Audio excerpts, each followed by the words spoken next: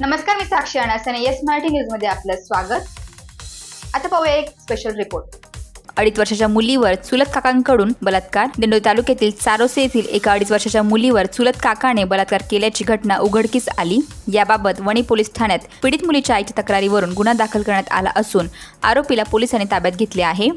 Wani police Thane हद्दीत चारोसे गावात एक 2.5 वर्षाची मुलगी 13 जून रोजी सायंकाळी 5:30 वाजेच्या सुमारास घरासमोर खेळत असताना पीडित मुलीचा चुलत काका याने तिला घरासमोर घेऊन गेला. मुलगी बराच वेळ दिसत नाही. तिचे घरातील व आजूबाजूचे लोकांनी तिचा शोध घेत असताना रात्री 8 वाजेच्या सुमारास सदर मुलगी घरापासून काही अंतरावर उसाच्या शेतात संशयित आरोपी रतन भास्कर गांगोडे वय वर्ष 21 राहणार चारोसे तालुका दिंडोरी जिल्हा नाशिक मुलीसह दिसून आला. त्याने 2.5 वर्षाच्या मुलींवर लैंगिक अत्याचार केल्याचे समजले. याबाबत पीडित मुलीच्या आईने वणी पोलीस ठाण्यात तक्रार दाखल केली. सदर बाबत मुलीचे आईचा जबाब नोंद करून गुन्हा दाखल करून आरोपीस अटक करण्यात आली आहे.